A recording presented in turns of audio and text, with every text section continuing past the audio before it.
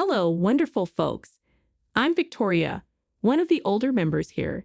I see many of you sharing stories about your terrible mothers-in-law, and I feel bad that you have such toxic people in your lives.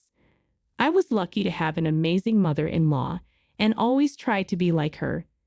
When my son Daniel introduced me to his girlfriend Melissa, I welcomed her warmly. I'm a middle-class widow with no one but my son, so I was excited to have Melissa join our family. But she wasn't interested in having a relationship with me. I tried to arrange lunches and dinners, but she always declined, saying, "We have different tastes, Victoria. I don't think it would be a good idea for us to go out." I replied, "It's okay, Melissa. I know I'm old, but I can still adapt. Maybe you can teach me a few things. It's not about your age, Victoria. It's about your class. You're just a poor old lady comfortable in a trashy lifestyle. I'm not as cheap as you. I'm just glad Daniel didn't turn out like you. Otherwise, I wouldn't have dated him. My parents and I belong to the upper class, and I can't mix with anyone beneath us. I hope you understand that and stop trying to be close to me. It just won't happen." I was devastated. I had hoped to have a good relationship with my daughter-in-law, but she thought I was beneath her. I've lost my husband at a young age and raised my son alone, never remarrying because my husband was everything to me. I remained poor but did my best to give Daniel everything he needed. He became very successful and offered to help me many times, but I always declined because I was content with my life. Despite this, Melissa's words hurt deeply. I stopped trying to connect with her. Daniel and Melissa got married, and things got worse. She started excluding me from their lives and never invited me to their events. I wasn't included in my son's promotion celebration, their anniversaries, birthdays, or other occasions. Daniel expressed his disappointment and told me he was considering separating from her. She had become controlling and didn't want him to stay in touch with me. I advised him not to make any rash decisions and to give her a few more chances. Then Melissa got pregnant with a daughter, and separation was no longer an option. Even after the baby was born, things didn't change. She excluded me from the baby shower and gender reveal and didn't let me meet the baby at the hospital. I never complained because I didn't want to cause trouble. For 6 years, I continued to be excluded from my son's family. I had a great relationship with my granddaughter, but Melissa started to stop that too. I was at my wit's end because I had a feeling Melissa was planning something drastic against me. My suspicions were confirmed when my son showed up at my house looking very down. "Daniel, you don't look well. What's the matter?" I asked. "Mom, I can't do this anymore. I tried everything. I stayed for years, hoping things would change, but it's only getting worse. I can't even talk to you without worrying about starting a fight at home. Is Melissa creating problems again, Daniel? It breaks my heart to see you like this. You don't have to come to see me if it means more trouble for you. Mom, I need you in my life. I don't like how Melissa tries to control me. I've been unhappy in this marriage for a long time. I never thought she'd create a divide between us. I even overheard her talking to her sister about how she planned to stop you from seeing my daughter." I was shocked by Daniel's words, though not entirely surprised. Melissa had been acting very strange, always making excuses when I asked to see my granddaughter. It was already suspicious, and now I was scared I wouldn't get to see my granddaughter anymore. Daniel's words confirmed my fears. "Daniel, did you confront her about this?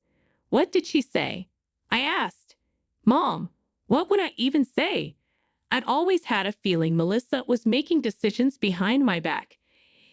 If I question her, she just screams and throws things, which traumatizes our daughter. That's not okay, Daniel. If you don't want your child around me, I would understand and respect your wishes. Mom, are you crazy? Why would I ever do that? You're the best grandma and mother ever." My daughter would be devastated if her mother went through with this plan. Daniel looked stricken with grief and anger. It broke my heart to see him suffering so much. He had truly made a mistake in choosing his life partner. I didn't want to meddle in my son's relationship, so I kept my mouth shut. I didn't protest when Daniel pulled away because of his wife. I wanted him to be happy, even if that meant not staying in contact with me.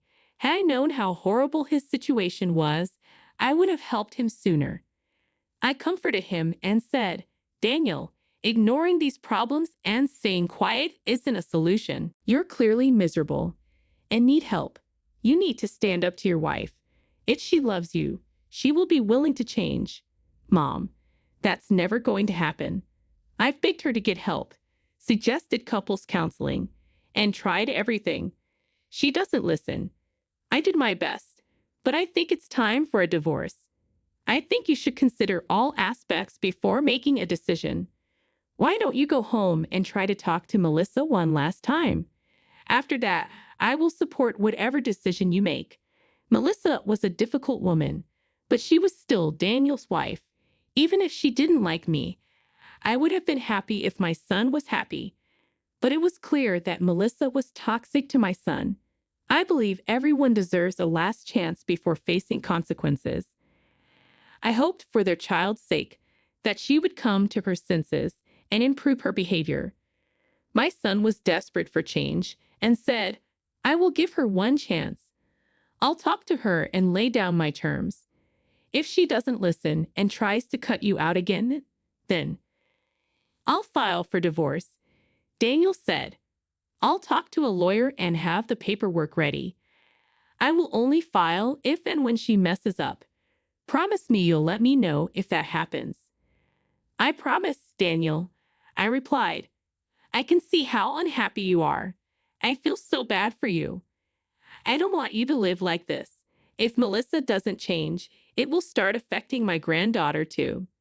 "That's exactly why I've been considering divorce," Daniel said. "You asked me to give her one chance, so I will.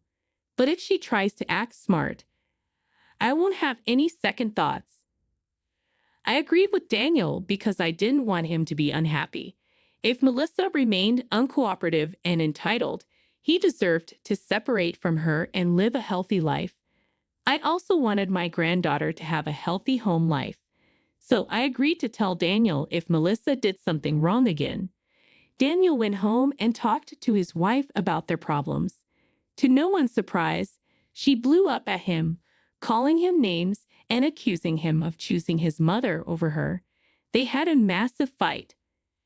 However, this time, things were different. Melissa saw that Daniel wasn't backing down or caving into her demands. He was adamant about standing up to her. This was a big blow to her. Later, Daniel told me, "Melissa didn't expect me to stand my ground, Mom.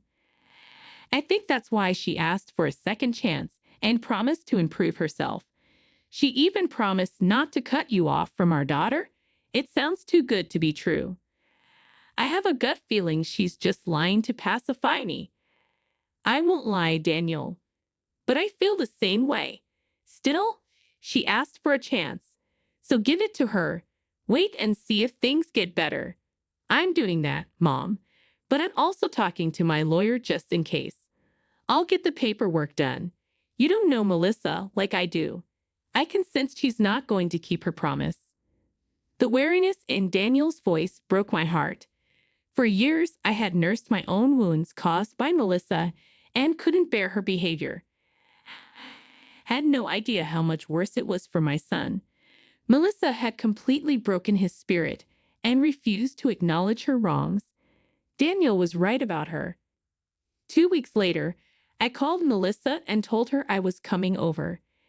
It had been a while since I saw my granddaughter, and I decided it was time to visit. I knew they were out of school for summer break and had plenty of time to hang out with me. Plus, Melissa had promised Daniel not to cut me off from my granddaughter, so I didn't need her permission. She didn't bother to stop me, and I thought maybe she was finally letting go of her controlling behavior. I was dead wrong. When I rang the doorbell, Melissa opened the door but didn't invite me in. What do you want, Victoria? Daniel is not home, and I'm busy right now. I've come to see my granddaughter. It's been a long time, and I miss her. I don't think this is a good idea, Victoria. My daughter is not available right now. Sorry, but you can't see her today. I was taken aback. Daniel had been telling me Melissa was acting well at home, but he didn't trust her completely. I thought he was being paranoid. He was right.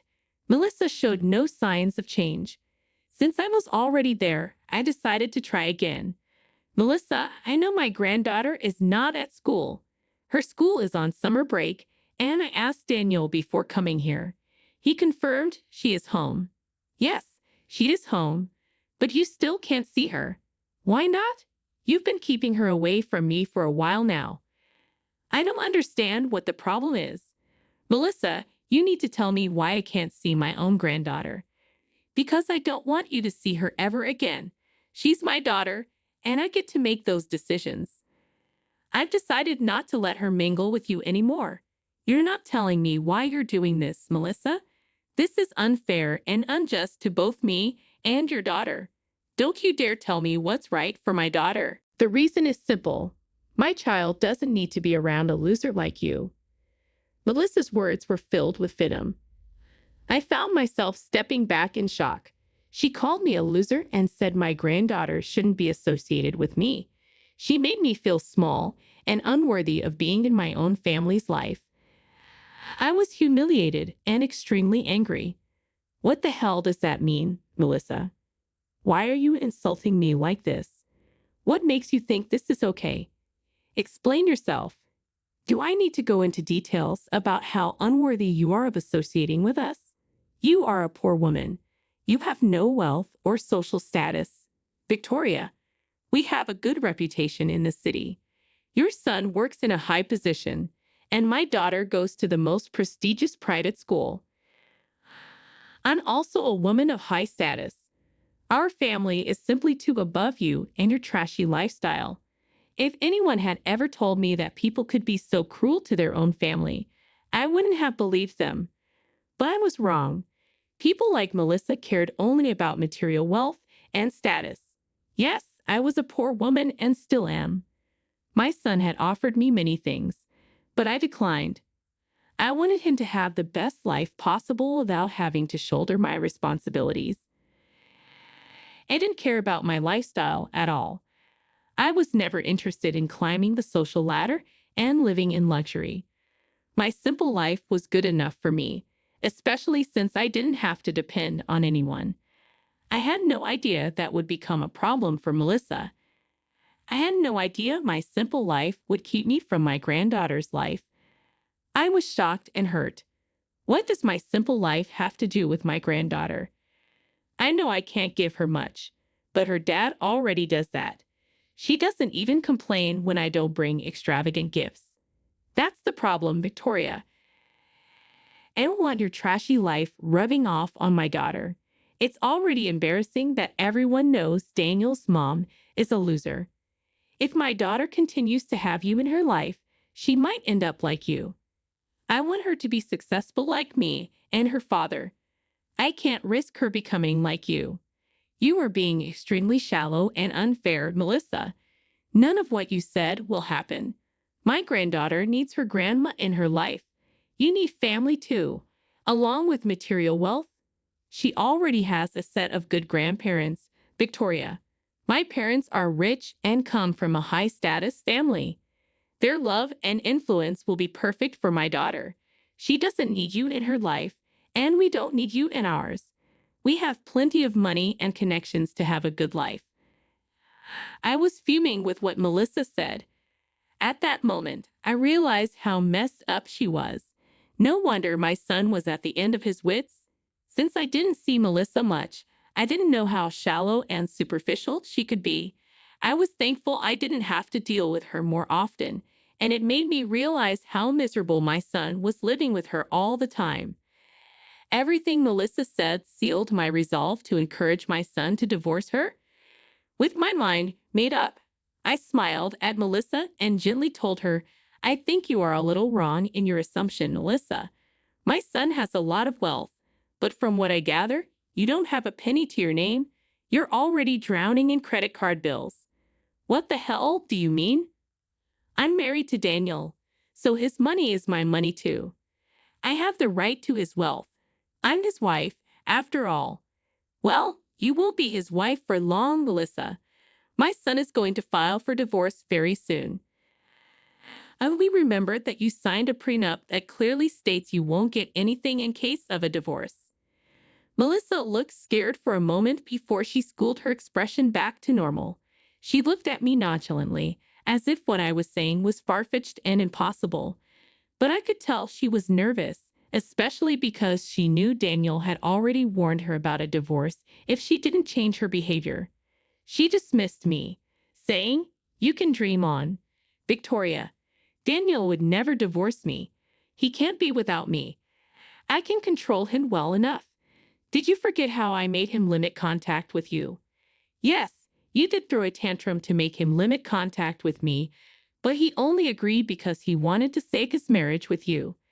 That was actually the first time it hit Daniel what a messed up woman you are.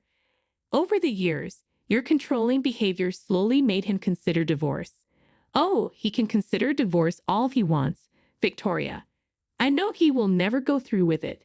He won't destroy our perfect family and leave me destitute. You can believe what you want, Melissa. Don't say I didn't warn you. I'll leave today without seeing my granddaughter because I know I'll be able to see her soon. As soon as my son divorces you, I'll be back in her life. For now, I'll let you have this last power move. I turned to leave as Melissa went back into the house which soon wouldn't be hers anymore. I got into my car without any regret and called my son right away. When he picked up, he already sounded weary and resigned. Let me guess, Mom. Melissa didn't allow you to see my daughter. She did exactly what she wanted and took no consideration of mine or our daughter's feelings. You're right, Daniel. Apparently, she didn't want her loser mother-in-law to influence her daughter to live like a poor person. She thought cutting me off would spare your family from the humiliation of having a loser grandma like me. What the hell, Mom? She said that to you. Oh God, what's even wrong with her? I can't believe she would say those things to my own mother. I'm so sorry you had to hear that. I can assure you it's not true. You were the best mom and grandma ever. I don't think I'm the best mom or grandma, Daniel. I wasn't attentive enough to know how miserable you were in your marriage. If I had known, I wouldn't have advised you to give Melissa so many chances. I'm sorry for not being a better guardian. I guess you were right. Divorce would be a good move for you. Don't blame yourself, Mom. I was equally responsible for not telling you everything about my life and just going along with Melissa to keep the peace. That won't happen anymore. I will file for divorce today. I'm done being manipulated, and I'm done raising my daughter in a toxic household. We both deserve better. That night, Daniel showed up at my door with his clothes and brought my granddaughter along as well. He had filed for divorce and told Melissa about it. Apparently, Melissa lost her temper and started to attack Daniel for leaving her. She didn't want to get a divorce and lose Daniel's money, which she had been relying on. They started off having an argument until it escalated, and Daniel had to call the cops on his wife. Yes, she was hitting him in front of their daughter, who was crying her eyes out. My poor granddaughter was traumatized and was clutching my son because she was scared her father was hurt. What followed after that night was truly shocking. Melissa went to her parents for help to make Daniel stay. She didn't even have the money for a lawyer and thought her parents would help.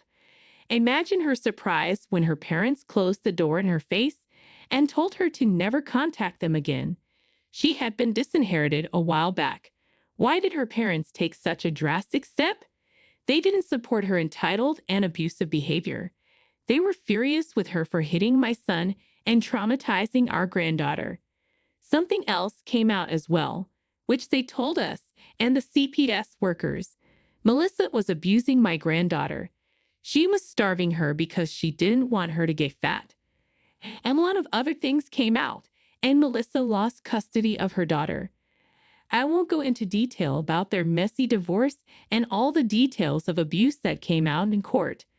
I'll just say that they were able to get divorced in a year. Melissa lost custody, and Daniel got my granddaughter full-time. I moved in with him to help out.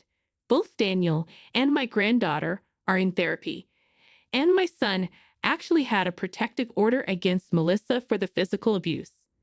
Shortly before the divorce was finalized, Melissa showed up at my door to beg me for forgiveness. She wanted my help to get her marriage and child back. Suffice it to say, I kicked her out instantly. Right now, I'm having a good life with my son and granddaughter, who are happy to be rid of that horrible woman. It looks like we will be okay while Melissa is off working at a convenience store after losing everything and becoming the poor loser she didn't want to be.